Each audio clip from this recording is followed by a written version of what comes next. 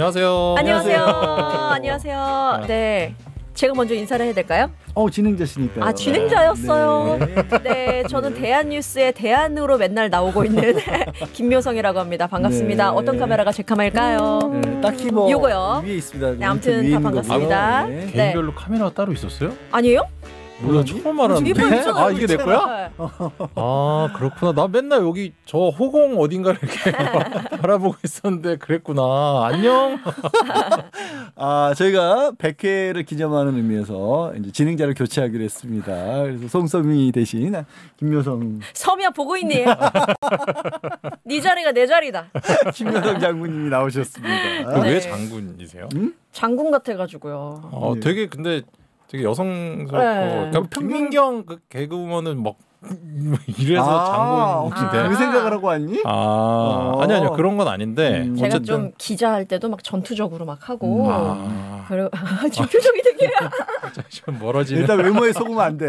네. 겉모습에 속으면 안 됩니다. 제가 좀 겉모습과 좀 달라가지고요. 전투력이 묘장군이라고 많이 불리죠. 전투력이 굉장히 뛰어나신 분입니다. 네, 그렇습니다. 근데 오늘 내용은 사실 그래서 전투력과 관계가 있기야.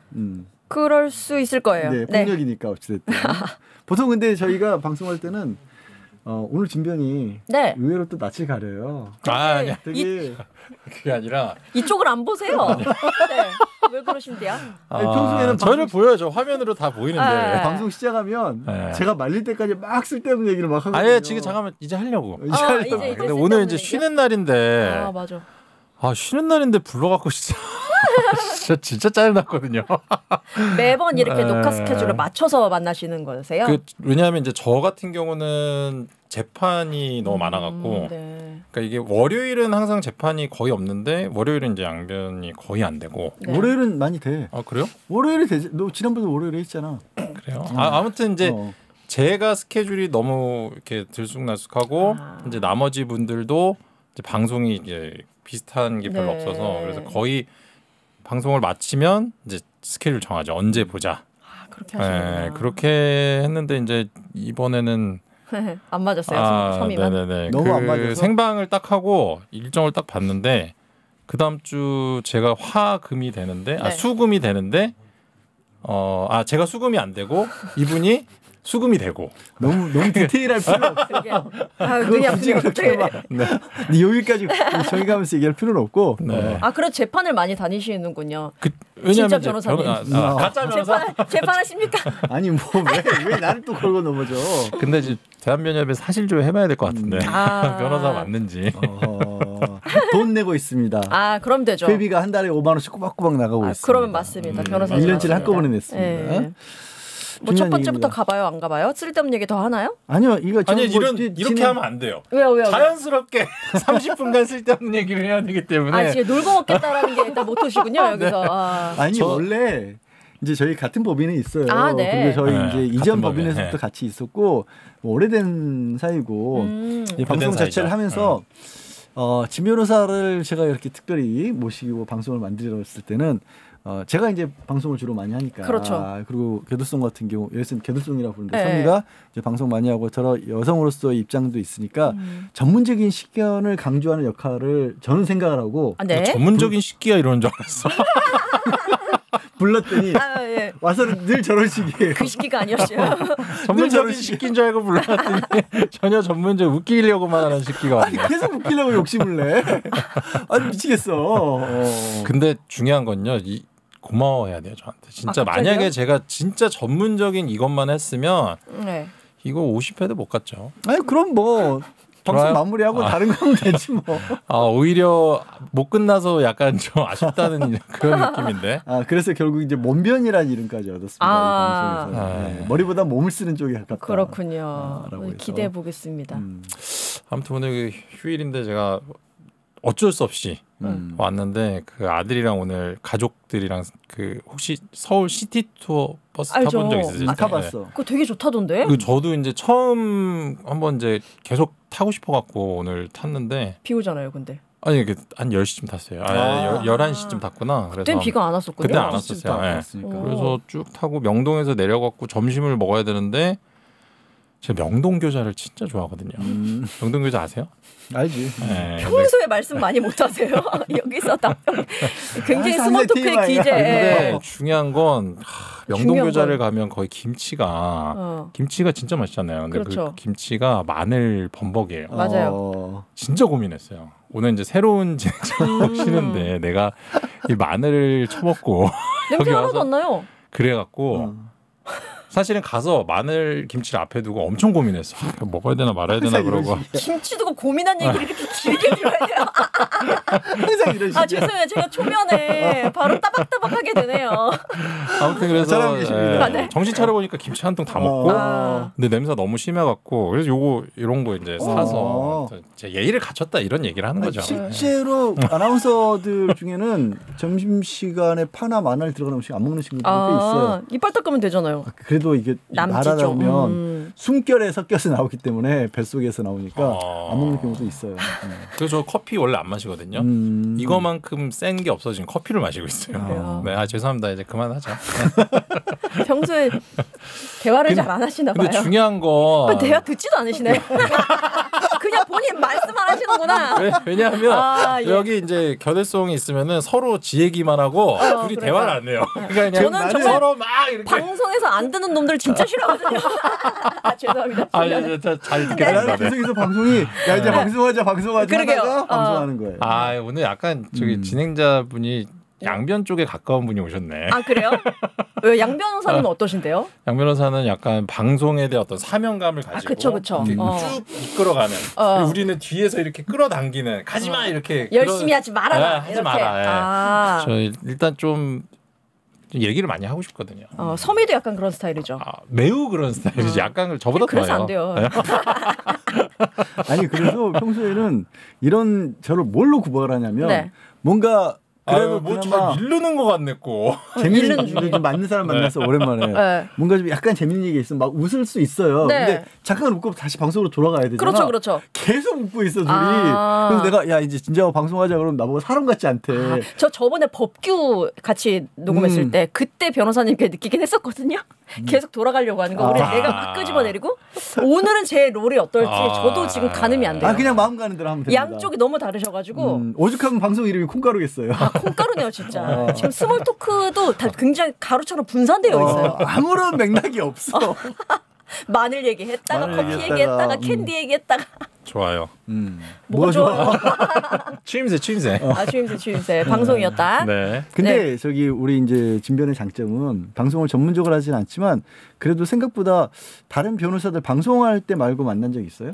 아니요, 잘 없어요. 만나시면 안 되죠. 그러니까 박지훈 변호사님 정도? 박지훈은 변호사가 아니에요. 그분이랑 누군가를 비교하면 안 돼요. 그래요? 변호사라면. 그래서 변호사 치고는 저 정도의 얘기를 자연스럽게 할 수 있는 사람이 정말 드물어요. 뭔가 좀 인간적인 느낌이 들어요. 이런 친구가 없어요, 거의. 그럴 것 같아요. 그리고 지훈이는 참고로 KBS에서는 KBS 개그맨들 사이에서는 변호사 역할을 잘 소화하는 선배 개그맨으로 알려져 있습니다. 그럴만하죠. 네, 그럴만합니다. 심지어 90도 인사도 한대요, 실제로. 집합도 시킨다고. 아유 군판사 출신인데. 신유진 변호사님도 비슷한. 신유진 변호사는 본인이 개그맨 시험을 봤던 사람이고요. 맞습니다. 여자 박지훈이라는 별명을 갖고 있죠. 그분 지금 어디 계세요? 지금 여기저기 근데 방송 많이 안 하세요 요즘에. 몸이 좀 아직도. 요즘은 좀 안 하시죠. 하여튼 재밌는 사람들이 있어요. 이 정도 괜찮아요? 스몰토크? 뭐 궁금하신 거 있으세요? 저한테 궁금하신 거? 혹시 그 직업이 뭐? 직업이요? 누구세요? 저도 지금 뭐 하는 사람인지 모르겠는데 방송인인데 이제 뭐 프리랜서로 대중문화 전문 기자해서 방송을 많이 나오고 있죠. 보도 프로그램 종편. 네, 그러고 있어요. 요즘도 대중문화 관련 그런 취재 같은 걸 해요? 안 할 수 없어요. 안 할 수 없어요. 네, 일단 방송을 나가는데 물론 원고 있고 참고 자료 있지만 그래도 기자 타이틀로 나가는데 그래도 여기저기 좀 업계 연락해보고 사람 만나고 이러면서 그래도 좀 유지하려고 하죠. 그래요? 네. 그럼 뜬금없이 전혀 방송 계획은 없었던 건데 뉴진스 상황 어떻게 보고 계세요? 그거요? 그거 되게 민감한 얘기잖아요. 아니 근데 전혀 저는 비즈니스적으로 경제적으로 일도 민감하지 않다고 생각합니다. 그런데 그게 왜 양분됐는지 모르겠어요. 이 정도까지 하면 다 내 스탠스를 알고 있지 않을까요? 이 정도까지만 얘기해도 전 사실 뉴진스 사태 뭔지도 잘 몰라요. 저 뉴스를 잘 안 보거든요. 그래서 뭐 무슨 기자회견은 그 전과 후로 나뉜다 뭐 이런 기사 제목 정도 본 게 다인 것 저는 그렇게 보지 않습니다. 이 사람들이 많이 캐릭터에 속아서 본질을 보지 못하는 게 지금 너무 흐르고 있어서 안타깝습니다. 사실 근데 저도 뭐 그 본질을 오히려 떠나서 캐릭터만 놓고 봤을 때 사람들이 왜 이렇게 거기에 매료가 됐을까라는 생각을 가끔 좀 해봤어요. 그러니까 네. 사태의 본질 빼고, 네. 그러니까 민희진 씨 저 뭐 그런 어떤 실제 뉴진스에 대해서 진실 여부 말고 그거에 대해서 생각보다 많은 사람들이 직장 생활이라든가 혹하는 것 이런 것도 그 상사에 대한 불만이라든가 아니면 내가 어떻게 보면 아이디어 내고 일하고 했던 것에 대해서 회사에서 제대로 대우를 받지 못하고 있다라는 생각을 하는 분들이 많았던 것 같아요. 그러나 민희진 씨는 대우를 잘 받았잖아요. 사실 그래. 그러니까 그래서 내가 본질을 빼고. 그렇죠. 본질 빼고. 그러니까 근데 너무 막 그렇게 얘기를 하니까 거기에 공감들을 많이 했던 것 같지 맞습니다. 않나. 그런 경우도 있죠. 그러니까 계속 이입을 하는 거죠. 저 사람한테 나의 인생을 대입시키는 거죠. 그 사실 진짜 그래요. 누구 말 맞다나 그렇게 대우를 잘 받은 사람이요.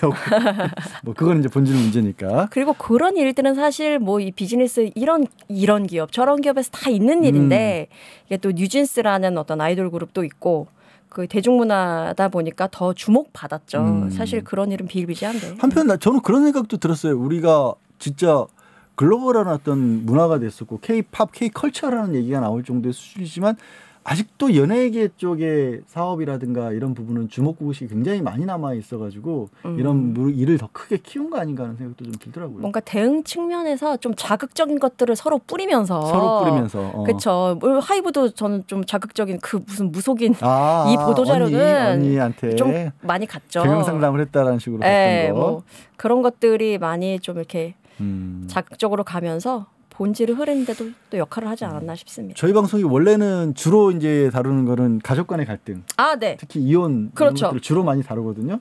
가족 간의 갈등도 그런 부분들이 꽤 많은 것 같아요. 가족 간의 갈등은 더더군다나 가족 사이에서는 이성을 냉정하게 따져서 본질을 캐는 것보다 감정 싸움으로 가는 경우들이 많으니까 그게 회복이 안 되고 수습이 안 돼서 결국에는 깨지는 정도까지 이르는 것 같아요. 일단 뭐 구성을 이룬 그 자체가 감정을 기반으로 되다 보니까. 근데 변호사님은 원래 한마디도 안 하시나요? 아니라 귀에서 갑자기 피해나요? 막 두두두두 소리가 나고 이거 왜 이러지? 진짜로. 진짜로? 갑자기 귀에서 막 이명이 막 엄청 들려갖고 어머 스트레스성이에요. 모르겠어요. 왜 이러지? 진지한 얘기하면 되게 힘들어요. 일단 제가 모르는 얘기. 자, 오늘 주제로 갑시다.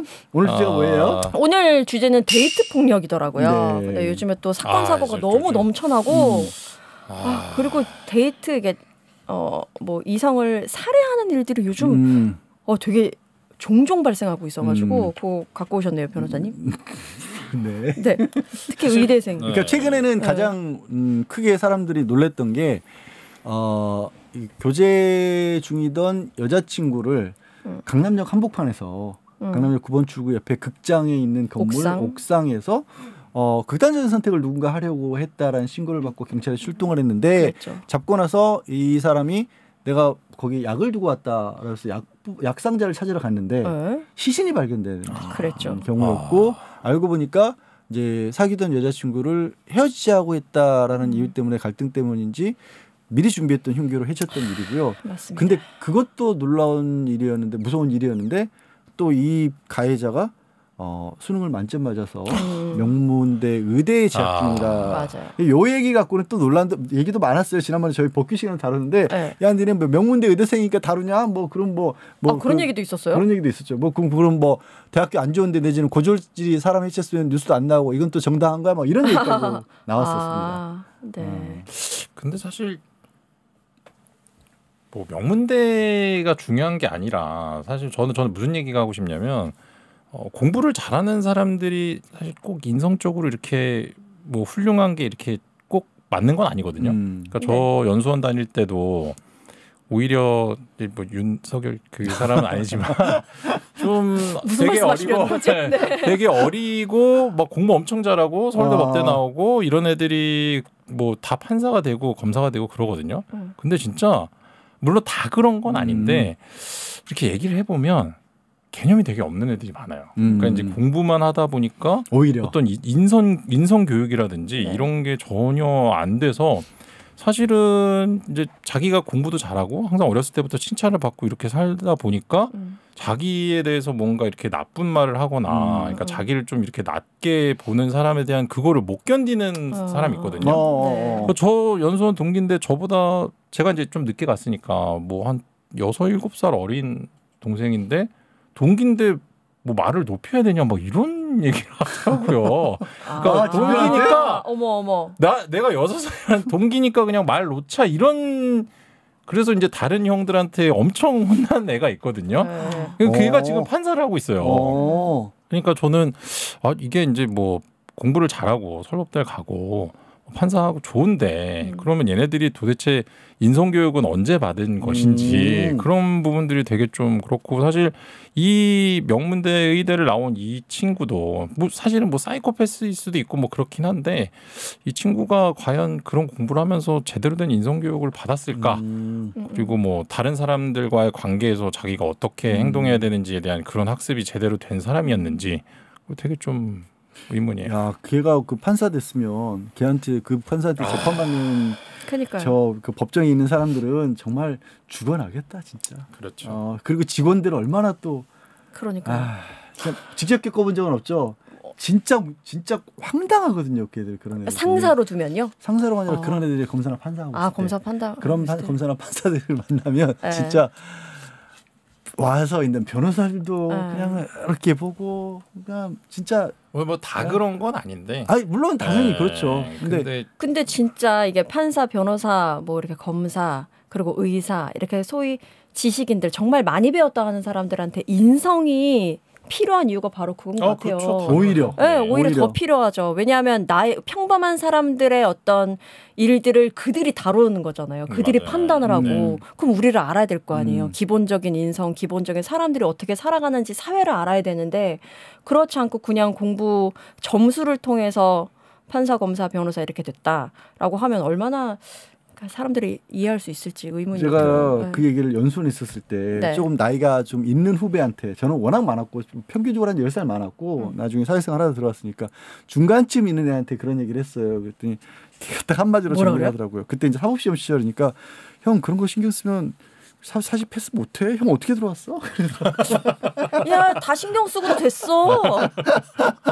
아니 나는 뭐 어차피 사회생활 하다가 나중에 공부를 시작했으니까. 그러니까 맞아 그러면서 형 어떻게 들어왔는지 신기하다 이러더라고요 오히려. 야, 네가 더 신기하다. 근데 그런 사람들이 상당수가 포진해 있어요. 사실은. 좀 무서운 얘기죠 생각해 보면. 약간 뭔가 냉정해야 된다, 이성적이어야 된다라는 거를 잘못 이해하고 있는 것 같아요. 차원이 다른 문제인데. 되게 웃긴 게 저는 이제 그런 애들이랑 잘 안 어울리고 막 술 좋아하고 사람 좋아하고 이런 애들이랑만 놀았거든요. 그런 애들은 판검사 된 애가 거의 없어요. 그래요? 다 변호사 나랑 다 같이 지금 변호사 생활 열심히 하고 있는 다 그런 애들이에요. 그래도 굳이 따지자면 변호사님들이 조금 인간적인 분들이 더 많지 않아요? 왠지. 근데 중요한 건 아닌가? 인간 자체가 변호사가 많아요. 왜냐하면 1000명 중에 한 100명이 판사가 되고 100명이 검사가 되니까 모수 자체가 많고 나머지 800이 변호사인데 인간 자체가 변호사가 많고 뭐 그 중에서 이제 괜찮은 사람들도 뭐 변호사가 많을 수 있겠죠. 워낙에 군이 많으니까. 그래서 판검사 이른바 판검사하다가 변호사가 된 사람들도 처음에 되게 힘들어하다가 적응을 빨리 해서 사람의 길로 들어서는 인간들도 있고요.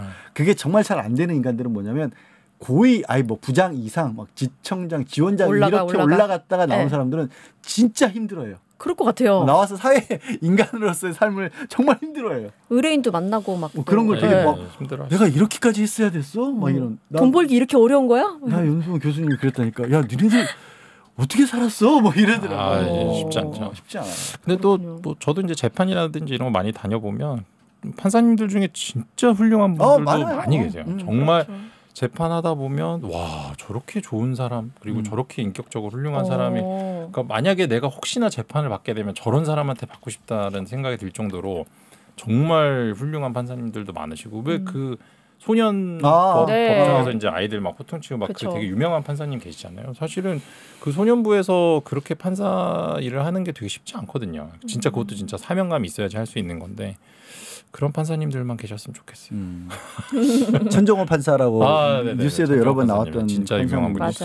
그러니까 이런 얘기를 이 사건과 관련해서도 드리는 이유가 우리가 가진 어떤 오해 예전에는 그러니까 공부를 잘한다는 게 물론 이런 거에서 자기 관리를 했고 열심히 살았다는 것에 대한 증거까지는 될 수 있는데 그럴 수 있죠. 그거 이상의 것을 못 보여주고 게다가 한편으로는 우리 사회가 너무 막 각박해지고 잘못된 의미의 능력주의 이런 것들이 강조가 되다 보니까 그냥 공부만 잘하면 뭐든지 다 용서가 되는 그런 분위기도 있고 그래서 또 그런 분위기가 있는 가운데서 명문대 의대 다녀서 수능 만점 맞은 애가 왜 이런 짓을 졌어? 라는 그런 어떤 충격도 줬던 것 같아요. 그런 것 같아요. 근데 보니까 이 명문대 의대생이 어떤 굉장히 많은 스트레스가 있었다. 그 의대에 가서도 적응 제대로 못하고 뭐 이게 진짜 사실 확인도 필요한 부분이긴 한데 뭐 유급에 대한 얘기도 있고 이러면서 좀 많이 좀 어울리는데 어려웠다 뭐 이런 얘기도 들리더라고요. 근데 이거는 또 언론 얘기로 들어가야 되는데 네. 기자니까 잘 알잖아요. 여기에서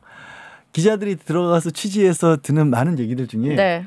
좀 자극적이거나 아니면 거기에 이 상황에 들어맞을 만한 내용들이 기사가 나가요. 왜냐하면 사건 초기에 제가 쭉 모니터링 해보니까 그 단체 게시판, 저 단체 대화방 같은 데서 의사들이 하는 얘기, 그 같은 동기들이 걔가 그런 일을 저질렀어? 눈에 띄지도 않았는데 너무 놀랬다, 충격적이다. 네. 이런 반응이 나왔다는 얘기는 평범했다는 얘기잖아요. 그렇죠, 또. 예, 근데 또 한편으로 돌아가서 유급에 대한 걱정을 하는 학생들은요 다 있어요. 상당히 많이 있어요. 그러니까 누구나 다 걱정거리는 있단 말이야. 근데 꼭 이런 사고가 터지고 나면 만약에 그럴 걸 내가 사고를 쳐도 뭐 거의 없다 이런 애들이 가가지고 지현이가 평소에 술 먹을 때 막 이랬어 나한테 막 이런 얘기 했다니까. 그래요? 그러면서 바로 이제 그러면서 이제 그 얘기만 쓰는 거야. 이랬어. 예, 이랬었다. 사실은 언젠가 터질 일이었다. 막 이렇게 쓸 수도 있거든. 그러니까 저도 몰라요. 진짜로 그런 일이 있었는지 모르겠는데 사건 사고 뉴스들이 유난히 그런 성격이 강해요. 아니 근데 굉장히 잔혹한 범죄이고 그리고 계획 범죄의 가능성이 더 무게가 실리고 있잖아요. 무기도 미리 준비했고, 그 옷도 준비해가지고 옷도 갈아입었고 뭐 이런 것들이 있는데 왜 신상 공개를 안 할까요? 이거는 사실은 좀 이상한 것 같아요. 근데 제가 듣기로는 피해자 유족 측에서 그러니까 거부했다 이렇게 얘기를 들었거든요. 그러니까 이제 피해자가 좀 특정될 수 있다 이렇게 생각을 한 건지. 그럴 수도 있겠네요. 왜냐하면 요즘에는 이미 이 사람 누군지는요 유튜브 찾아보면 다 나오죠. 심지어 저는 부모님 얼굴까지 다 봤어요. 과거에 인터뷰가 있다 보니까 그 영상들이 그냥 원래 본 영상은 삭제된 걸로 지금 알고 있는데 이미 퍼질 대로 다 퍼졌죠. 근데 그러다 보면 이 사람을 찾아가다 보면 인스타그램이나 뭐 이런 데 연동이 요즘은 SNS 돼 있으니까 그렇죠. 그래서 이게 고민스러운 거예요. 공개를 하면 그 범위가 확 커질 텐데 공개를 안 해도 알 사람은 다 아는 그런 상황이고 그렇죠. 신상 공개 여부는 저는 기본적으로는 반대하는 입장이긴 해요. 사실 저도 그래요. 왜 알고 싶은데라는 입장이긴 한데 또 그게 또 그렇게 알려지는 게 범죄를 예방하거나 재범을 막는 데 도움이 된다라고 생각하시는 분들도 많기 때문에 그래서 이건 참 어려운 문제 같아요. 그래서 이게 뭔가 지금은 하여튼 문제는 있어요. 뭐가 문제냐면 왜 누구는 공개하고 누구는 안 하는지가 명확하지가 않아. 그 기준 자체가. 각급 경찰서에서 이걸 공개심의위원회에서 사건 있을 때마다 열다 보니까 이 사람 들어갔을 때 기준이 다르고 저 사람 들어갔을 때 기준이 다르고 저같이 생각하는 사람이 많이 들어간 경찰서에서 심의위원회가 열리면 비공개되는 거고. 경찰서마다 심의위원회가 다른 건가요? 네. 관할마다. 네. 근데 이게 만약에 무기징역을 받으면 신상 공개할 필요가 있나요? 그것도 아까 내 얘기야. 그 얘기야. 그러니까 이제 무기징역 사안은 사실 사람들이 보면 이제 얘는 사형 아니면 무기징역이겠다 이런 게 딱 감이 오는데. 근데 무기징역이면 중간에 나올 수 있잖아요. 그러니까 또. 근데 그래도 지금 무기징역까지 하고 나와서 또 그러니까 보통은 한 20년이 지난 뒤인데 사람들이 그 사람이 나올 때쯤 그렇지 이 사람이 신상 공개가 됐던 것 같은데 그러면서 이렇게 찾아보는 건 사실 현실적으로 그때 얼굴 다르잖아. 얼굴도 다르고 그걸 기억하는 것 자체가 의미가 없을 텐데 사실 저는 저런 사람 말고 저런 사람도 필요하지만 성범죄자 이런 부분에 좀 더 초점을 맞춰서 이게 왜 초점을 맞춰야 되냐면 실제 공개를 하는 행위에 초점을 맞추는 것보다는 이걸로 인해서 공개가 당한다는 이런 사실을 경각심, 그러니까 위하 효과라고 하거든요. 그러니까 이런 되게 어려운 말이네요. 이런 걸로 인해서 위하? 아니 근데 약간 눈초리가 변호사 같지 않다는 생각이 좀 들어서 일부러 전문 용어 좀 썼어요. 계속 마늘 얘기하고 있고 김치 얘기하고 있고 심지어 입에서 마늘 냄새가 막 안 나요. 아무튼 그런 효과 때문에 사실은 좀 더 이제 그러니까 성범죄에 좀 주의하는. 사실 제가 이제 피의자들 사건 맡아 보면 다들 제일 걱정하는 그거예요. 얼굴 알려질까봐. 그러니까 혹시 신상 공개가 어떻게 되는 거냐. 네. 그러면 되게 좀 강력한 엄청 범죄. 무서운 이 수단이라고 보고 있어요. 네, 피의자들, 성범죄자들이 지금 이제 묘성 장군이 제 말 뜻은 궁금해했던 건 그게 아니라 굉장히 무서운 범죄를 저지른 사람들을 상대한 거냐라고. 아니 왜 그러냐면 성범죄 같은 경우는요 처음 딱 저지르잖아요. 그러면 무조건 신상 공개 정보 그러니까 대상자가 됩니다. 일단 어떤 그 경중에 따라서가 아니라 그냥 성범죄자 그 리스트에 올라가요. 이야. 네. 세다. 네. 그리고 근데 이제 올라가기만 하고 공개는 안 되고. 네네. 그리고 나서 이제 두 번째부터는 뭐 공개 명령을 받는 경우에 이제 공개가 되죠.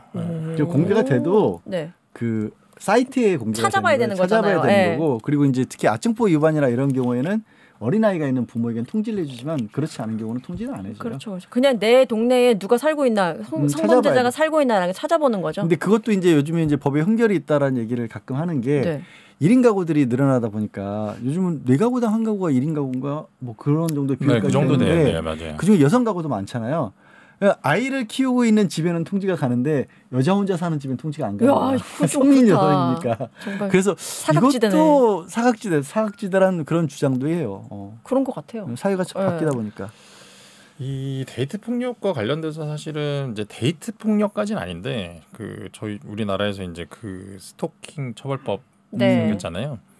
그 제가 어젠가 이렇게 헬스를 이렇게 하고 있는데 무슨 장미의 전쟁? 아무튼 무슨 이상한 프로그램이 있는데 일본에서 일어났던 사건에 대해서 설명을 해주더라고요. 그러니까 일본에는 우리나라보다 이제 스토킹 처벌법이 먼저 이제 있었는데 거기에는 이제 이메일을 수신을 통한 행위는 스토킹 처벌법의 적용 대상이 아니었대요. 그래, 이메일 막 몇백 개 보내고 이런 거. 근데 이 어떤 특정 사건으로 인해서 이제 그 법률 조항이 생겼는데 이거는 사실 이 여성분이 과연 죽음을 피할 수 있었는지가 되게 무서웠던 사건인 게 어떤 남자랑 이렇게 데이트를 하고 사귀었는데 이제 만날 때마다 뭐 조금 늦으면 왜 늦었냐 그리고 뭐 누구를 만나다 왔냐 막 이런 식으로 엄청 의심을 하고 그러다가 이제 이 여성분이 헤어지자고 이렇게 해서 결국 헤어졌어요.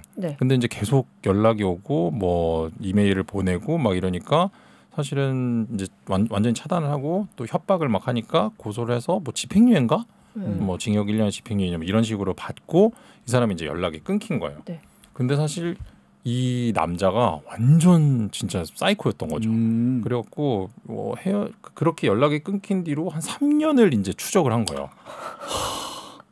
근데 진짜 어떤 식으로 추적을 했냐면 뭐 이 여자가 이제 SNS에 뭐 사진 같은 거를 어떻게 해서 올리는 걸 찾아내 갖고 그 근처에 뭐가 있는지를 막 검색을 해서 동네를 일단 범위를 좁히고 그리고 나서 뭐 또 이메일을 막 보내고 협박을 하고 그러다가 이 여자가 또 이제 신고를 했는데 되게 안타까운 게 경찰이 이 사람을 체포하는 과정에서 체포영장을 읽는데 이제 이 여자의 바뀐 이름의 앞을 얘기해주고 그리고 살던 주소의 앞부분을 또 얘기를 해준 거예요.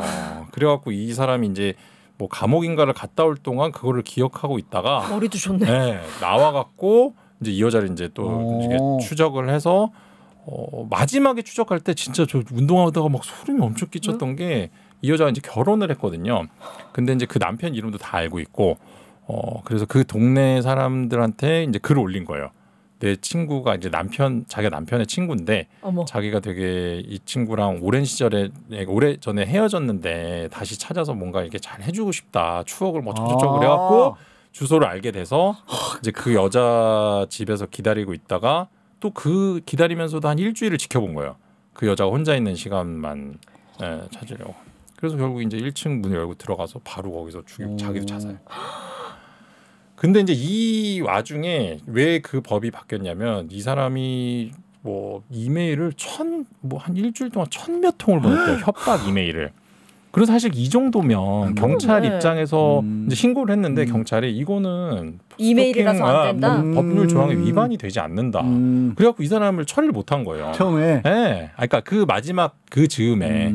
그래갖고 사실은 이런 이제 사망 사건이 벌어지고 일본에서도 야 이거는 사실 이런 조항이 처벌 조항이 있었다면 뭐 물론 막을 수 있을지 없을지는 모르겠지만 그래도 이 사람을 어떻게 감옥으로 보낼 수 있지 않았겠냐 그래갖고 그래서 법이 바뀌었다고 하더라고요. 진변이 한 얘기에서 되게 여러 가지를 생각해 볼 수 있는 게 예전보다 이런 문제가 좀 늘어나게 된 배경 중에 하나가 추적이 너무 쉬워졌어요. 맞아요. 맞아요. SNS 너무 쉬워요. 네. 추적이 너무 쉬워졌어요. 최근에 그 저는 친구가 갑자기 카카오톡에 뭐 영상 올리더라고요. 뭐야? 딱 봤더니 그 부산 법원 앞에서 유튜버끼리 살인 사건. 맞아요. 그래서 저는 그거 보면서 사실은 이 돌아가신 분이 어쨌든 방송, 그러니까 돌아가신 분을 탓을 하는 건 아닌데 어쨌든 이분이 유튜버니까 그걸 생중계를 하고 있었어요. 시청자를 위해서 이제 자기가 이제 재판을 가는 모습을 생중계를 하고 있었잖아요. 그럼 사실은 이 사람을 죽일 생각을 갖고 있는 사람이 그 생중계를 고스란히 보면서 이 사람이 어디에 있고 뭘 하고 있는지 뭘 하고 있는지를 그냥 알고 있는 거잖아요. 그걸 무방비잖아. 카메라 신경 쓰고 있으니까. 그러니까 만약에 이 내용을 보면 굉장히 공포에 질려 있거든요. 그러니까 자기가 어떻게 될지를 모르겠다 막 이런 얘기를 막 하시는데 사실 그게 진짜 공포였다면 그날은 하지 말았어야죠. 근데 상상을 못했겠지. 그렇죠. 그렇게까지 할까? 나를 그렇게 하겠어라는. 근데 아무튼 너무 안타까워요. 그래서 한 소중한 생명이 그냥 그 마지막에 이렇게 난 안 봤어. 딱 드는데 막 선혈이 낭자한 그런 일단 그 습격 그 당시에는 카메라가 넘어지면서 맞아요. 제대로 찍히진 않는데 소리는 다 들렸다고 하더라고요. 그래서 너무 많이. 근데 지금 이제 뭐 이메일로 일본에 있었던 스톡홀m의 사각지대 얘기를 했지만 지금도 이 이른바 데이트 폭력, 뭐 교제 폭력 이름을 어떻게 부를지 이거 가지고 안 정해졌어요. 왜냐하면 거기에 굳이 데이트라는 이름을 붙이는 바람에 이게 마치 연인들 사이에 사소한 다툼처럼 느껴지게 만드는 게 있다. 축소시키는 게 있다. 그래서 이름부터 안 정해졌는데 왜 이름이 안 정해졌냐면 여기 또 문제가 있어요. 아까 스토커는 지금 같은 경우 전비현을 말한 거는 예전에 교제를 했던 관계에서 따라다닌 거지만 그것보다 아주 낯선 사람일 경우가 더 많아요. 스토커들은. 그래서 어쨌든 스토커에 대해서 막는 법률이 있어요. 그리고 결혼한 배우자들끼리의 폭력에 대해서는 가정폭력에 관한 법률이 있어요. 맞아요. 법도 있고 제도도 있어요. 근데 그 중간지대. 이게 결혼하지 않았고 낯선 이는 아니고 내 개인정보를 다 알고 있는 사람에 의한 폭력에 대해서는 별도의 법이 없는 거예요. 그게 지금 이 데이트 폭력의 큰 맹점이에요. 저는 근데 또 근본적으로 왜 폭력이면 폭력이지 그걸 다 세분화를 시켜야 하지라는 의문도 있거든요. 사실. 왜 세분화를 시킨다는 게 다른 건 아니고 이 특수 상황 때문에 일단 보호해줘야 할 필요성이 있고요. 예를 들어 동거하는 커플이에요. 동거 커플은 가정폭력에 관한 보호에 관한 법률로 보호를 못 받아요. 여성의 거주지라든가 임시거처 만들어줄 수가 없어요. 어떤 대처에 있어서 좀 다르군요. 그리고 또 개인정보를 다 알고 있기 때문에 당장 접근 금지한다든가 예를 들어 스토커 같은 경우는 스토킹 처벌에 관한 법률로 얘를 가둬둘 수도 있고요. 그다음에 경찰이 이 안전장치 같은 거 지급할 수도 있어요. 근데 이 데이트 폭력에는 그런 게 하나도 보장이 안 되는 거예요. 일반 폭력과는 분명히 다른 특성이 있는데 그리고 한 번 폭력을 저질렀을 때 이게 반복되거나 더 강해질 가능성도 있는데 못 막는 거예요. 지금 법은. 혹시 이건 신뢰가 안 된다면 뭐 이성을 교제하는 과정에서 좀 시달려 봤다거나 그런 경험 없어요? 없어요? 장군인데 내놈 이러면 장군한테 그런 주변에서 왜냐하면 요즘에 특히 젊은 친구들은 이제 안전 이별 이런 얘기를 되게 많이 한대요. 뭐예요 그게? 안전 이별? 그만큼 이별이 어렵다는 거죠. 안전하게 잘 이별하기 위한 어떤 방법 이런 것들을 서로 공유하기도 하는 거죠. 약간 헤어질 때 그냥 약간 잠수 이런 거 말고 잠수했다간 진짜 잠수당하는 수가 정말 얘는 지가 잠수를 했거든. 아니요. 저는 이성 친구와 이별할 때 잠수 한 번도 없습니다. 그래? 정색하고 얘기하네. 아니 왜냐면 그런 적이 없으니까. 저는 어떻게 사실 저 있어요. 잠수를 제가 카톡으로 이별 통보를 하고 제 연락을 안 받았던 그럴 때가 있습니다. 제가 아주 어렸을 때, 제 20대 초반에. 그때는 그럴 수도 있죠. 그렇죠. 그때 이별하는 방법을 잘 몰라가지고. 근데 뭐 또 상대에 따라서 그렇게 해야 되는 상대도 있을 수 있어요. 정말 딱 끊어야 되는. 근데 요즘은 진짜 좀 그렇게 내가 저 사람이 나를 싫어한다라는 걸 넘어서 모멸감을 안기거나 정말 그러면은 이젠 큰일 나는 일이 발생할 수 있기 때문에 안전이별. 그래서 나온 거 아닌가요? 그래서 그런 얘기들을 한대요. 그래서 보면 오늘도 이제 뉴스에 보면 통계가 나오는데 생각보다 너무나 많은 숫자입니다. 이게 이제 이 명문대 의대 수능 만점자 의대생 사건을 비판하면서 나오면서 네.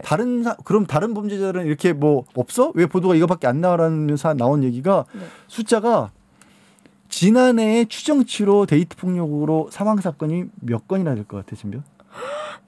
사망 사건 자체가 뭐 살인 사건이 이게 수치가 맞아요? 한 50건? 지난해 데이트 폭력 가해자가 13,939명이고 네. 최소 138명이 살해가 됐다고요? 네.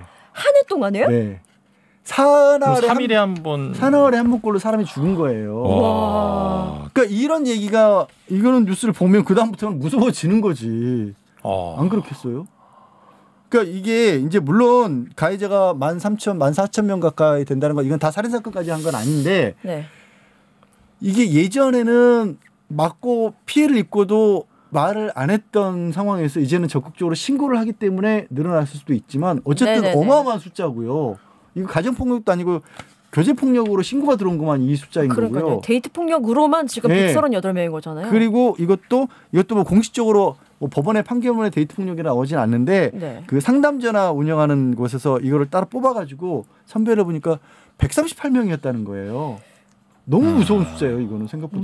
저도 깜짝 놀랐어요. 이제 사실은 더 많을 수밖에 없는 게 데이트 폭력 같은 경우는 피해자가 신고를 잘 안 하는 경우가 되게 많거든요. 왜냐면 가스라이팅 당한 경우도 많고, 그러니까 데이트 폭력의 특성이 뭐냐면 한번 진짜로 막 폭행을 당하고도 남자친구나 뭐 여자친구가 잘못했다. 한 번 정도 진짜 내가 무릎 꿇고 막 정말 잘할게. 다시는 안 그럴게. 그러면 이 피해자들이 그걸 또 믿는 경우가 되게 많거든요. 그치 이렇게 막 눈물을 흘리면서 무릎 꿇고 네. 앞에서 그런데 그걸 어떻게 매몰차게 됐어라고 하겠어요. 그러니까 이제 그러다가 이게 이제 빈도수라든지 어떤 뭐 강도라든지 이런 게 더 줄어들거나 이제 작아지지 않거든요. 네. 이제 더 빈도수가 늘어나고 강도도 세지고 막 이러는데 진짜 안타까운 건 이런 피해자들이 시간이 지나면 지날수록 혹시 내가 진짜 뭘 잘못해서 그런 거 아닌가라는 생각을 하는 피해자들이 실제로 되게 많아요. 나도 잘못한 게 있지. 그러니까 라는 생각. 그거는 전혀 아니거든요. 아니 아무리 잘못했다고 때리면 안 되죠. 안 되죠. 절대는 안 되는 일이에요. 그러니까 이것도 아까 그 데이트 폭력이라는 이름 자체를 쓰지 말아야 된다라고 주장하는 쪽에서 나오는 얘기가 그거예요. 저희도 진변도 그렇지만 그러니까 이 뭐 이혼과 관련된 상담을 하더라도 다른 거는 어떻게 좀 생각해 보시라 이런 얘기를 하지만 가정폭력 얘기가 나오면 무조건 이건 헤어지라고 무조건. 하거든요. 저는 네. 무조건 헤어지라고 근데 합니다. 그럼 데이트 상대일 도 마찬가지인 거거든요. 그 결혼하기 전이니까 더 쉽게 헤어질 수 있지. 진짜 근데 사람들이 헤어져야 되는데 네. 이혼을 할 생각을 하는데 데이트하면서는 헤어질 생각을 안 해요. 왜 그렇게 될까? 왜 그렇게 될까요? 왜 그럴까? 길들여지. 길들여지는 것도 있고 저는 이게 진행 중인 일이기 때문에 데이트한다는 건 진행 중이니까 개선의 여지가 있다라는 생각들을 하는 것 같아요. 나아질 거야. 네, 결혼은 이미 이루어진 일이기 때문에 이거는 이 사람이랑 더 살면 더 끝이라는 생각이 들어서 빨리라 정리하는 생각이 이게 이런 거예요. 그러지 않던 사람이 이제 결혼을 하고 한 10년 정도 살다가 갑자기 폭력을 행사하는 이런 없죠? 경우 있어요? 가끔 이런 경우도 있어요. 이 경우도 안 돼요. 그럼요. 절대 안 되는 일인데 네. 심지어 결혼도 하기 전에 만난 지 얼마 되지도 않았는데 나한테 폭력을 행사했어요. 그러면 얘는 개선의 여지가 없는 애예요. 그냥 이런 사람 절대 만나면 안 됩니다. 근데 만나요? 그렇게 만난다니까요. 만난 지 얼마 안 돼서 한 대 내가 확 맞았어. 맞았는데 오히려 미안해 이런다고 다시 또 만나요? 막 엄청 좋아하는 경우에는 만난 지 얼마 안 됐을 때 그런 걸로 참고 만나는 경우들 되게 많아요. 이 사람이 실수를 했나 보다. 네. 이렇게. 그리고 그렇게 하다 보면 이제 폭력이 더 길들여지기도 하고. 그러니까 이 정도 폭력은 맞을만하다. 진짜 그런 식이 돼버려요 사람이. 상대가 많이 화났나 보네. 지난번보다는 그래도 이번엔 좀 나아진 것 같아. 뭐 이런 그리고 식으로. 우리 오빠가 울면서 막 이렇게 막 찾아오고 무릎 꿇고 막 이러니까 어쩌다가 감정 조절을 못했나 보다. 이렇게 되는 거죠. 그러니까 뭐 데이트 폭력과 관련된 법도 있고 뭐 폭력을 당하면 당연히 신고하고 막 이런 뭐 어떤 여러 법적인 대책들이 있는데요. 솔직히 말씀드리면 법적인 대책이 아니라 상대방이 그런 성향을 보인다. 네. 그럼 사실 헤어져야 돼요. 진짜 너무 죄송한 말인데 헤어져야 됩니다. 죄송한 말이 아니죠. 그렇죠. 네. 그런 사람과는 사실은 남은 어떤 생을 살거나 뭐 어쨌든 남자친구 여자친구로 이렇게 지내는 것 자체가 너무 위험해요. 네. 근데 문제가 그런 것 같아요. 아까 안전이별이라는 얘기도 나왔지만 처음에 한두 번의 어떤 폭력이 있을 때 바로 헤어지는 것도 당연히 필요한데 관계가 어느 정도 깊어진 다음에 폭력이 발생을 하면 어쩔 줄을 몰라 하는 그럴 것 같아요. 거죠. 에. 이미 뭐 한 6개월을 사귀었어. 1년을 요즘 6개월이 뭐야? 요즘에 저기 뭐 한 달만 내가 뭐 저 장기 연애 뭐라 그러더라? 그 오래 교제한 거 그 기준이 100일이라며. 아, 말도 안 돼. 진짜요? 그거 기념일 하고 막 그런 거 해요. 그래서 진짜 100일이요? 난 100일이면 손잡았어. 투투데이래. 투투데이. 투투데이 이런 거 한대. 야. 난 손잡는데 100일 걸린 것 같은데? 옛날에 보통 그랬다. 옛날이라고는 너무 제가. 옛날 맞아요. 옛날에 그랬죠. 진짜 그랬어. 근데 요즘은 그렇대요. 그러니까 이게 그 사람을 서로를 알아갈 어떤 준비 기간 없이 너무 깊은 관계로 발전하다 보면 거기서 또 못 헤어나오는 특히 젊은 친구들은 그런 경우들도 많이 생기는 것 같아요. 그리고 또 이게 이 어떤 교제하는 방법도 되게 뭐 정말 옛날 얘기해서 죄송합니다만 뭐 소개팅을 한다거나 네. 아니면 나중에 뭐 회사에 들어가면 직장 내에서 만남을 갖는다거나 아니면 뭐 제일 많은 거 교회 오빠 뭐 이런 식으로 저 보통 교회 오빠랑 사귀었죠. 그렇죠. 약간 검증된 그렇죠. 사람을 소개받아도 검증된. 근데 요즘엔 그런 수단들이 많이 떨어지다 보니까 만날 수 있는 장소 자체가 많이 떨어지니까 없고, 뭐 어플 이런 걸로 만나게 되고 일반화되고 이러다 보니까 위험도가 올라가는 것 같아요. 근데 생각보다 어플을 통해 만나는 사람들이 꽤 돼요. 요즘에 젊은 친구들은 진짜 많이 써. 오히려 그게 검증이 됐다라고 보는 시각이 많더라고요. 솔직히 말씀드리면 네. 제가 살던 시대에는 왜 그런 없었을까? 그런 것이 없었을까라는 굉장한 아쉬움이. 왜냐하면 저는 이제 대학 때 미팅 소개팅 이거는 야 며칠 날 미팅이야? 그러면 이제 그날만 이렇게 기다리고 버디 썼냐고 지금 얘기 안 한 거. 버디 없었어요. 그런 것도 없었고. 아니 근데 요즘 그래서 어플도 굉장히 세분화되고 있어요. 소개팅 어플도 그냥 불특정 다수들이 오는 그 있는 곳도 있고 내가 정말 믿음의 어떤 신실한 사람을 만나고 싶어. 그러면 크리스천만 들어올 수 있는 그 증명을 해서 할 수 있는 그런 어플도 따로 있고. 그러면 뭐 불교, 뭐 있겠죠. 이슬람교 다 뭐 세대 나이 뭐 또 뭐 제일 많은 게 이제 그 고소득자들 뭐 그런 것도 있고. 그건 기본으로 있겠고. 지난번에 진변이 소개시켜준 게 기혼자들끼리 만나는 오픈 채팅방, 카카오. 그거 기혼자들끼리 만나려면 내가 기혼인 상태를 또 증명해야 된다고. 청첩장 보내든지 뭐 결혼 사진 보내든지. 그렇게까지 두 분 눈빛이 초롱초롱해지시네. 아니 너무 어처구니가 없어서 어처구니가 세태가 어처구니 없는데 이렇게 눈가와 입가에 웃기잖아. 너무 웃기잖아. 아니 뭘 그렇게까지 해가면서 그렇죠. 그렇다는 거예요. 근데 그렇게까지 해가면서가 아니라 그 사람들 기혼자 방에 들어간 사람들의 심리가 그거죠. 뭐요? 안전한. 서로가 약점을 주고 있기 때문에 안전한. 왜냐하면 이제 만약에 제가 유부남인데 결혼 안 한 분을 만났어요. 그래서 이제 헤어지려고 하면은 이 여성분이 오빠 아내한테 다 말할 거야. 그렇죠. 우리 관계 다 말할 거야. 그럴 수 있는데 사실은 둘 다 유부남이다. 아내한테 다 말할 거야. 나는 네 남편한테 말할 건데 이렇게 되는 거예요. 그러니까 그런 기혼자 방에서 헤어질 때는 뭐냐면 그냥. 아쉽긴 하지만 그래도 와이프한테 안 알려지려면 여기서 그만둬야지. 그러면 이쪽도 그러니까 사실은 그런 심리에서 아니 생각해봐요. 내가 기혼자방 왜 들어가겠어요. 당연히 그런 거 아니에요? 굉장히 진지하시네요. 왜냐하면 제가 이거 갖고도 방송도 하고 뭐 저희 유튜브 뭐 법인 유튜브 채널도 찍고 막 그랬는데 사실은 기혼자방에 들어가는 사람의 심리가 그럴 수 있지. 다 이거예요. 근데 그러다 보니까 뭐 기혼자방은 이제 잠깐 노내고 그 이런 생각들 우리가 사실 뭐 나이가 어느 정도 돼서 이성 교제를 하고 이런 건 너무 자연스러운 일이잖아요. 그리고 만나는 것도 만나고 헤어지는 것도 너무 자연스러운 일이고 맞아요. 특히 뭐 젊었을 때 그래도 어느 정도 교제를 해봐야 오히려 나중에 나이가 들어서도 안정된 어떤 뭐 결혼을 해도 좋고 안 해도 좋고 안정된 삶을 살 수 있다고 하는데 문제는 1년에 138명이 죽어나가다 보니까 이게 헤어지는 게 진짜 안전이별이란 말이 나올 수밖에 없는 그런 그러니까 뭔가 그런 만나고 헤어지는 것에 관한 교육 내지는 주변에서의 어떤 모범적인 사례 이런 것들이 너무 없어요. 예전에는 남자들 옛날 뭐라 하지만 뭐 누구 여자친구랑 헤어졌다 그러면 다 막 우르르 막 와가지고 야 소주 사주고 그래. 먹이고 야 선배가 야 너도 나도 다 겪어봤어. 뭐. 내가 소개팅 해줄게. 몇 달 지나면 괜찮아져. 뭐 이런 얘기를 했었는데 그런 문화들이 없이 이렇게 고립된 개인들이 각자의 문제를 해결하다 보니까 극단으로 치닫는 것 같아요. 슬프네요. 저는 그 얘기 들으니까 저 대학교 2학년 때 저희 동아리 친구가 여자친구랑 헤어졌다고 위로해달라 그래서 그날 새벽 5시까지 같이 술 먹고 막 다 토하고 한 5명이서 그리고 나서 이러고 아침에 이제 한 12시 오후쯤 학교를 갔는데 이 새끼가 그 여자애라고 손을 잡고 가고 있네. 와 진짜 다들 야 너 야 미안 이러고 들어가면서 와 패야지 그거를. 야 지금도 그 친구랑 지금도 친하거든요. 지금도 이 얘기를 하면 진짜 미안했다고.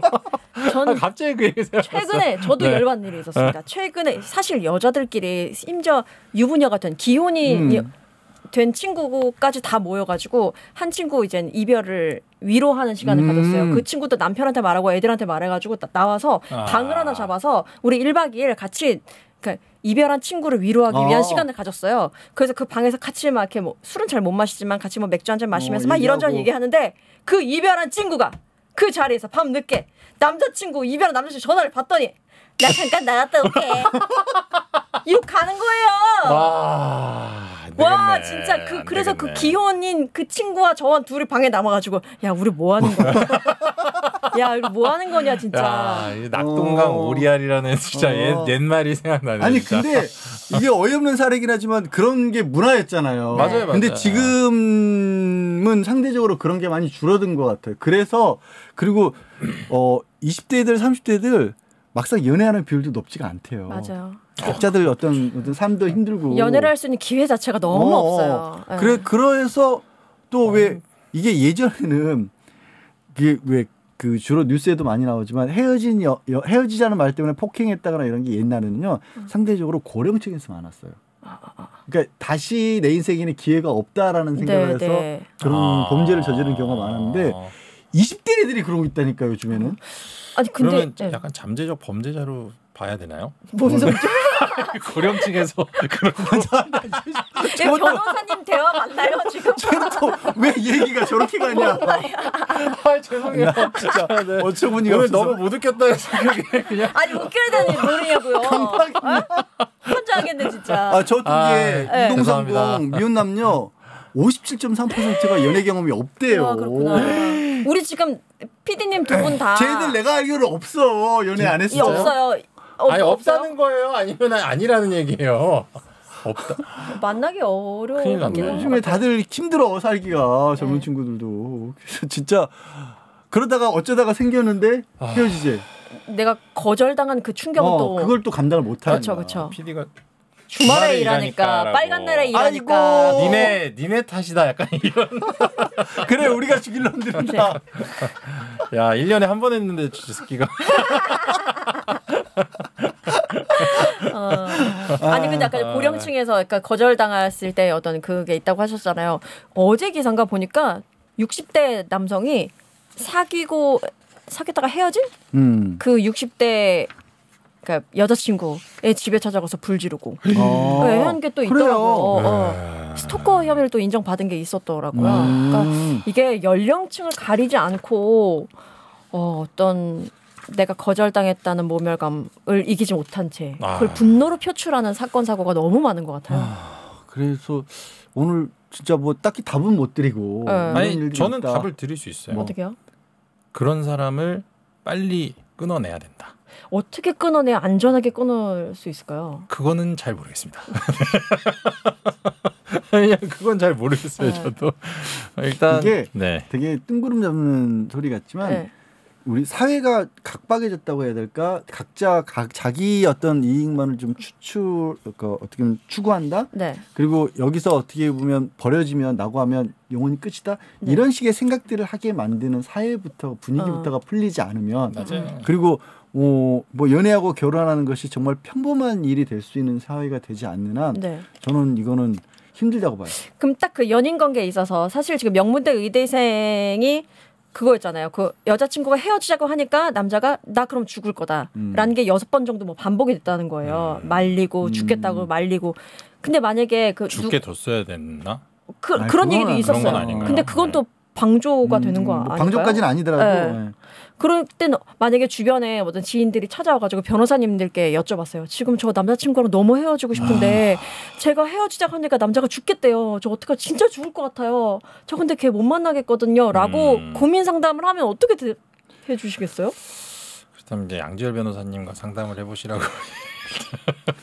되게 사실 왜 그러냐면 되게 어려운 문제예요. 사실. 어려운 문제. 이게 법적으로 그런 단계에 있을 때 사실은 변호사가 도움을 주는 것 자체가 되게 어려워요? 어렵고 사실은 뭐 경찰에 뭐 신고를 해도 그런 이제 그 내가 죽겠다는 거는 사실은 그러니까 저에 대한 위해는 아니잖아요. 협박은 될 수 있어요. 협박은 될 수 뭐 네, 죽겠다는 게 협박이 될 수 있어요. 근데 또 그게 막 엄청난 처벌이 이어지는 것도 아니니까. 그리고 내가 죽겠다라는 심정적 표현을 했을 때 그게 경찰 신고로 이어지면 엄청난 자극이 될 것 같아요. 그렇죠. 그럴 수도 있죠. 그럴 수도 있죠. 오히려 상대를 자극하는 일이 될 수 있죠. 그래서 필요한 거는 말씀드린 것처럼 지금은 데이트 폭력과 관련된 법이나 제도가 없어요. 네. 그 부분도 좀 더 적극적으로 좀 마련을 해야 되고 그 신변 보호 조치 같은 것도 할 수 있는 방법을 마련을 해야 되고 지금 아까 말씀드린 것처럼 스토킹도 있고 가정 폭력도 있는데 중간지대가 없으니까 거기에 더해서 이건 법조인으로서 드리는 말씀은 아니고 주변 사람들에게 가능한 그 상황을 널리 공유를 해서 맞아요. 그 상대 남성과도 인간적으로 가까울 수 있는 사람들을 통해서 네트워크를 많이 만들어서 풀어야 돼요. 뭐든지 고민스러운 것들이 있잖아요. 제가 보면 힘들고 자기가 생각하기엔 어렵고 방법이 없고 풀 수 없다라고 생각하는 것들이 막상 주변 사람들이 개입을 하기 시작하면 풀리는 경우들이 더 많아요. 맞아요. 이 의대생도 주변에서 만약에 자기가 형 나 죽겠어라고 하고 술이라도 먹고 아니면 술을 못 먹으면 뭐 그냥 얘기를 하더라도 뭐 친구들끼리 야 그러지 말고 우리 여행이라도 가자 뭐 이렇게 하고 아까 말한 것처럼 뭐 방을 잡아놓고 자기들끼리 얘기라도 이랬으면 이런 짓까지 안 했을 수 있다고 저는 그러니까 그러네요. 내가 여자친구 남자친구를 만나도 너무 상대에게 매몰되지 않는 게 좀 중요하겠네요. 맞아요. 남자든 여자든. 그 서로 이야기를 좀 뭐. 친구들이랑 유대 관계도 계속하면서 내가 뭔가 힘든 일이 있을 때 너무 이 사람한테만 매달렸던 게 후회되지 않도록 좀 주변과의 연대가 좀 필요하다라는. 그리고 상대 주변 사람들도 좀 알아봐야 돼요. 그렇죠. 두루두루 어울려서 만나고.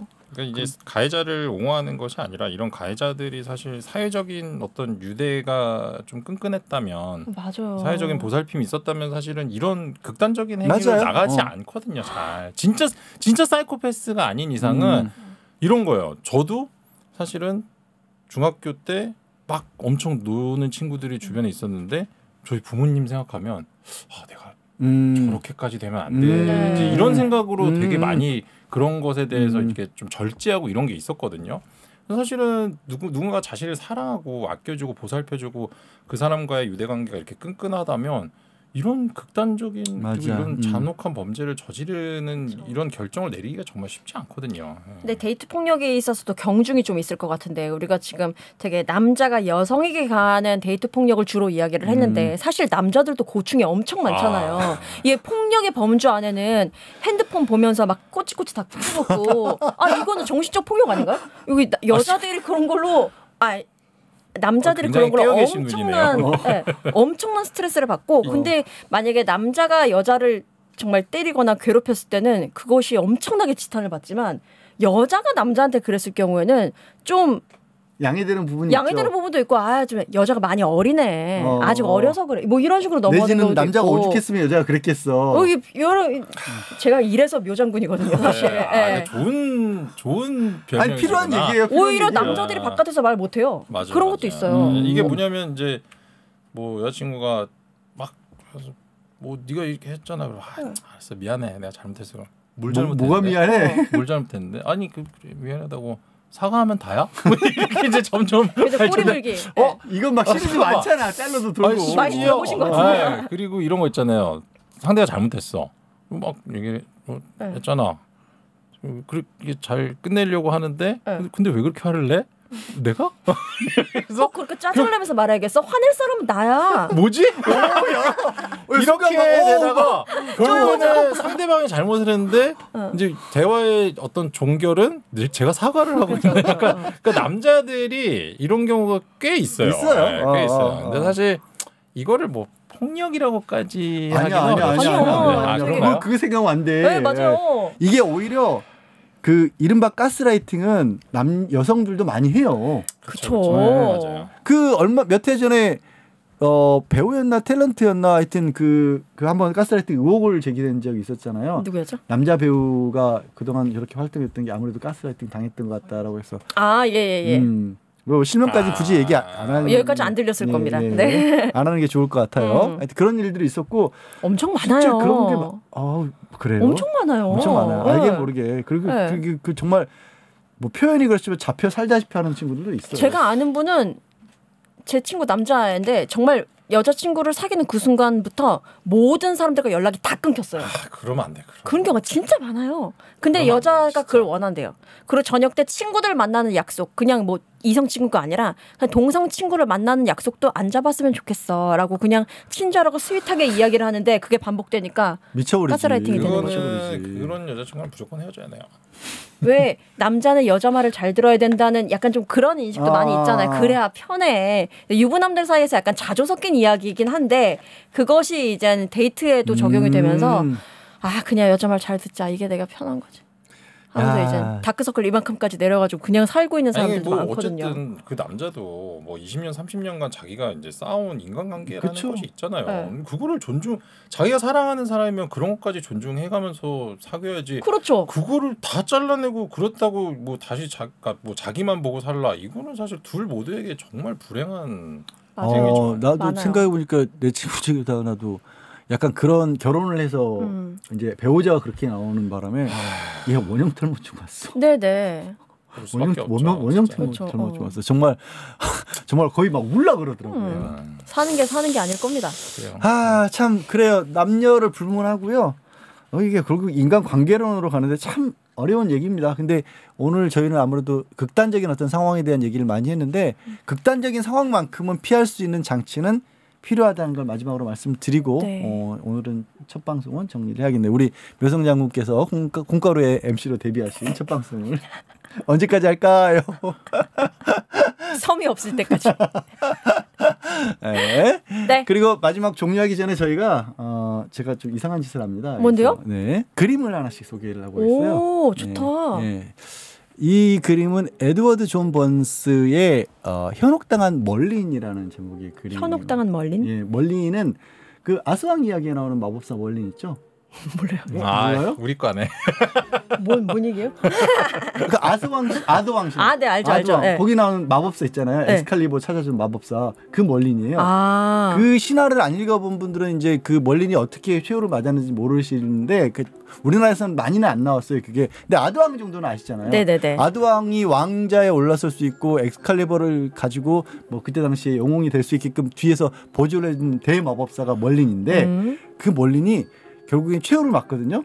어떻게 최후를 맞냐면 이 멀린이 또 비비안이라는 그 여성을 되게 좋아했어요. 그래서 네. 신화기 때문에 여러 가지 버전이 있어요. 비비안이 원래 비비안도 많이 했다는 거, 뭐 비비안은 그게 아니라 다른 나라는 뭐 공주였다는 그런 얘기도 있는데 어쨌든 이 여성을 굉장히 좋아했는데 그래서 이렇게 여행도 다니고 같이 뭐 모험도 하기도 하고 뭐 같이 동거를 했다는 그런 식의 얘기도 있긴 한데 여성이 굉장히 친절하게 굴다가 마지막에 이 그림은 뭐냐면 하나씩 멀린의 마법을 배워요. 네. 그래서 마지막 순간에 이 멀린의 마법책을 빼앗고 멀린의 마법을 이용해서 멀린을 마비시켜 버립니다. 그래서 마비시켜서 멀린이 지금 몸이 굳어가는 과정입니다. 네. 저렇게 최후를 맞는 그런 상황인데 그래서 그림을 자세히 보면 마법책을 들고 있고요. 여자의 머리카락이 아니라 뱀으로 묘사가 됐어요. 대부분은 이 비비안이라는 여성을 악녀로 묘사하는데 저는 거꾸로 생각을 해봤어요.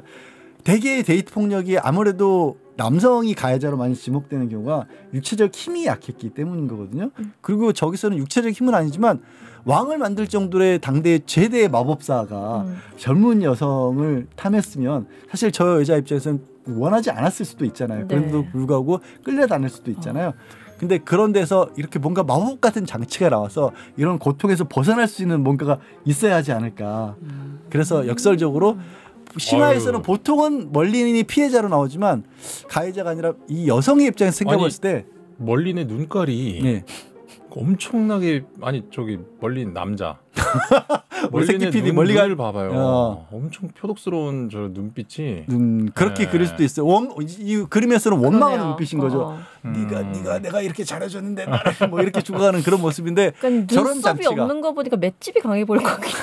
멀리니? 네, 여기가 눈썹. 원래 신화에서는 그 악마의 혼외자로 나와요. 아버지가 악마예요. 저 사람은. 하여튼 그래서 그 가져온 그림입니다. 네. 좋네요. 그림 소개도 해주시고. 이게 몇 개 하다가 끝내려고 했는데 네. 지금 102회째 그림 소개를 하고 있어요. 뭔가 그러면 딱 이제 딱 요게 맞는 그림들을 갖고 오시는군요. 그렇게 됐습니다. 굉장한 언제까지 할 수 있나? 지금 이제 악만 남았어요. 끝까지 한번 가자 막 이러고 있어요. 미술에 또 조예가 깊으시구나. 저희는 안 깊어요. 네, 그냥 좋아하는 것뿐입니다. 아니 거의 뭐 여자들이 이렇게 벗은 그림 갖고 와요. 자기 어떤 원하시는 거 아니에요? 원하시는 거 갖고 오시는 것 같은데. 그런 뭐 원하기도 하죠. 네, 어쨌든 정리하시죠. 네. 본인의 어떤 성적 만족을 위해서. 뭔 소리야? 겨우 그림으로 네. 만족하시겠습니까? 네. 그것도 뭔 소리야? 개소리입니다. 네, 여기서 마무리할까요? 네, 오늘 어떠셨어요? 오늘 사실 초반에는 이거 뭐 어떻게 해야 되지? 약간 좀 감이 안 잡혔는데. 제가 너무 개소리를 해갖고 그렇게 해주셔서 좀 아이스 브레이킹이 된 것 같아요. 너무 감사합니다. 좋습니다, 네. 편안하게 잘 해주셔서 좋은 고맙습니다. 분을 만난 것 같아서 기분이 좋네요. 네, 이혼 전문입니다. 필요하시면 아직 결혼도 안 했기 때문에 주변에 소개라도 좀 해주세요. 좋습니다. 저희 엄마 아빠랑 막말을 하면서 끝내네요. 빨리 끝나겠다. 네, 다음 주에 뵐게요. 네. 안녕히 계세요.